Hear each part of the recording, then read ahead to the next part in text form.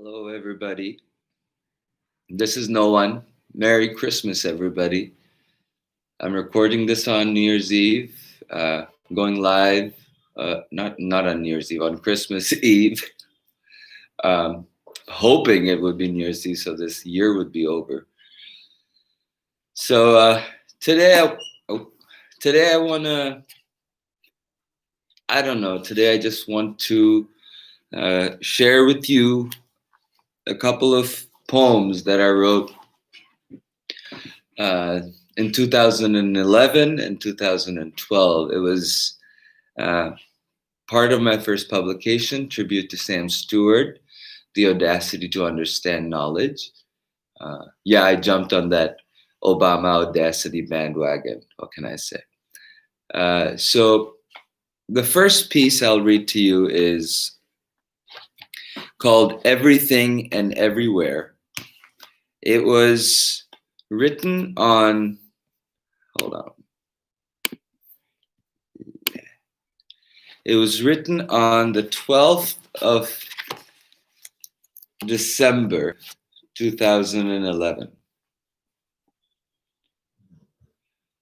And, my writing is always a bit morose. But, in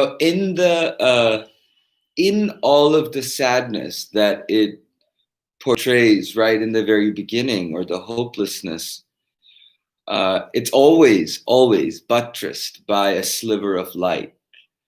I believe wholeheartedly that, darkness surrounds us, but a sliver of light abounds us. And so that's all we really need to be able to see. It's just a sliver of light. So here we go. Everything and everywhere. One day I will die. My body will lie in waste. It will slowly disintegrate. One day I will scatter on the winds my scent. Earth I become. I decay.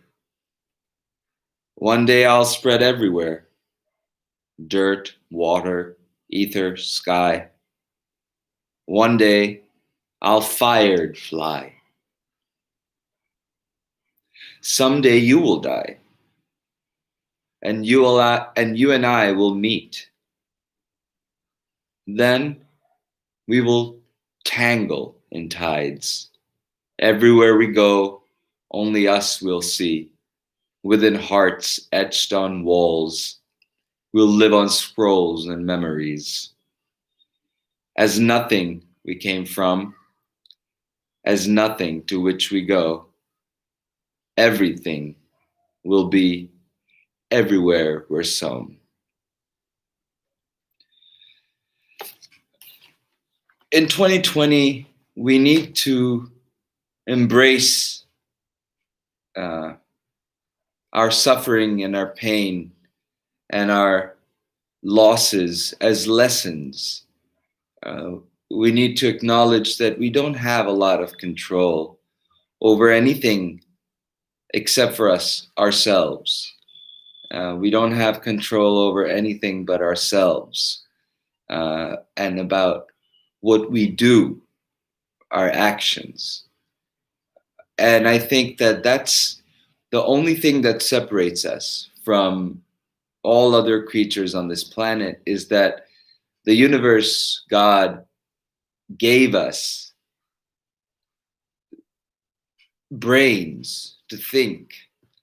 I always say that if you look at a spider, God gave spiders the spider web gland, and God gave horses the amazing muscles of their legs.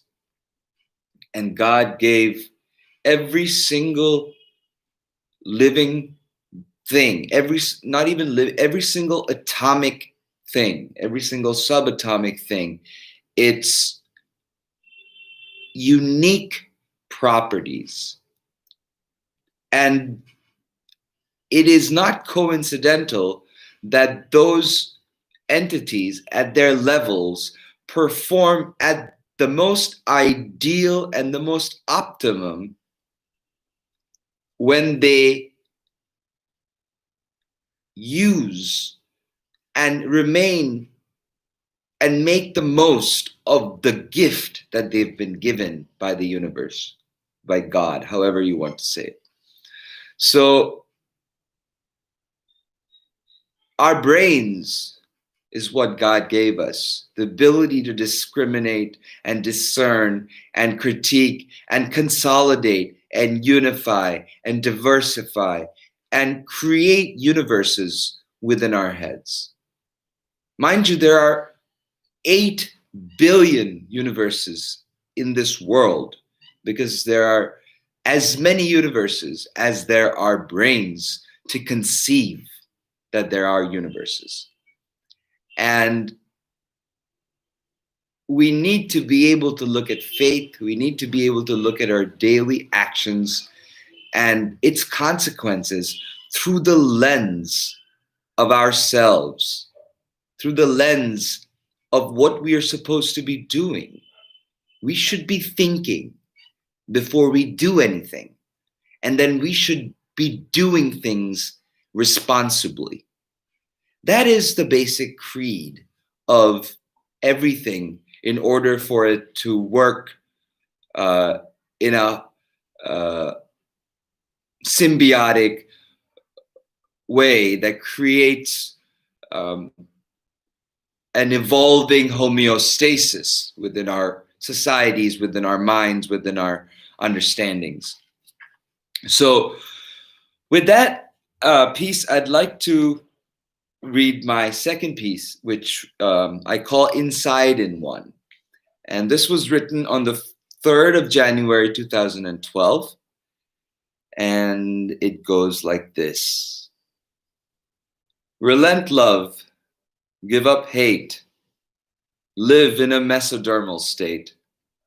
Sorrow, joy, all forsake. Lift a leg and take the step. Unravel those silly strings, those things pulling on necks and limbs. Find that faint yet shining light in those eyes, in your mind's sight. Within yourself your answers lie. Inward you must turn to fly. Close your eyes to see God's grace. It lives within your hearts and prayers. Understand this divine right, for within you it all resides. In the Bible, John 14, verse 6, Jesus says, I am the way, the truth, and the life. No one comes to the Father but by me.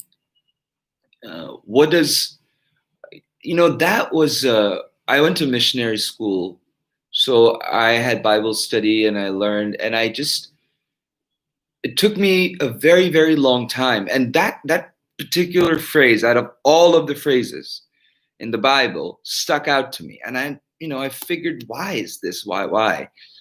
Jesus is the way. Jesus is the way. Who is the Father?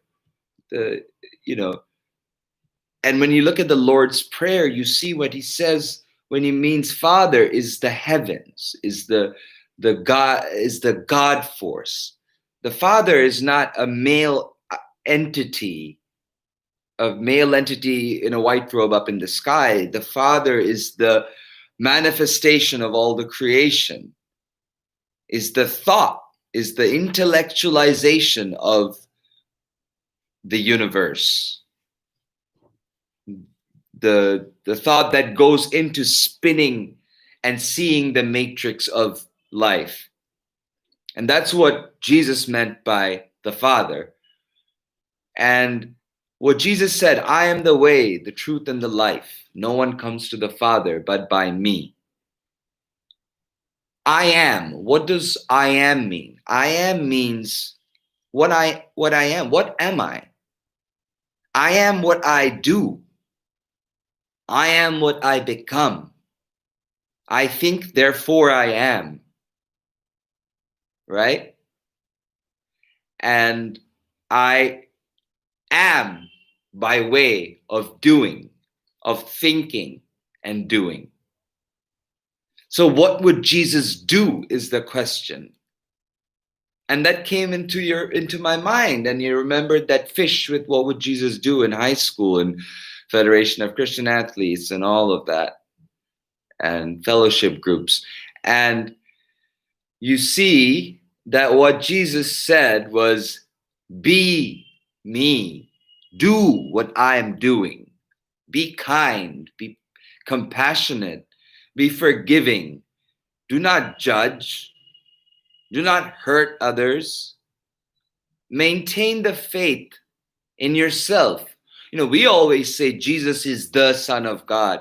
Jesus himself said, I'm a Son of God. I'm a child of God, and so are you. So are you.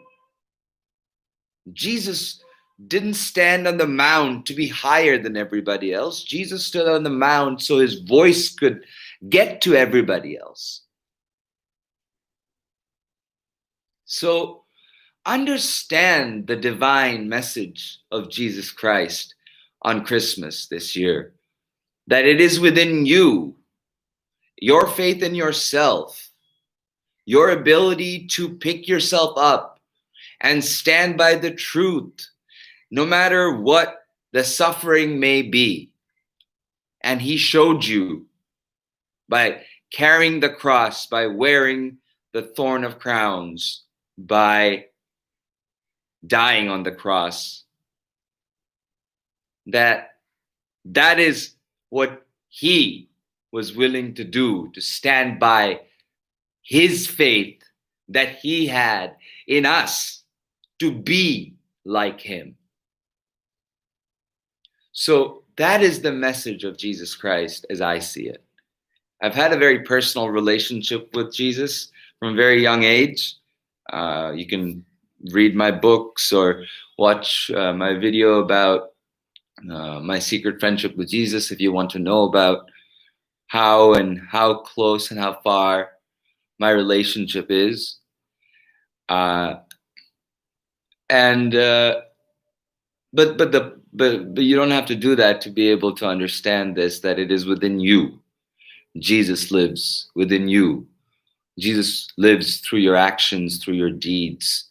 And when you act, every action that you take, I really, really want you to consider, what would Jesus do in that situation? And I'll tell you what I think Jesus would do.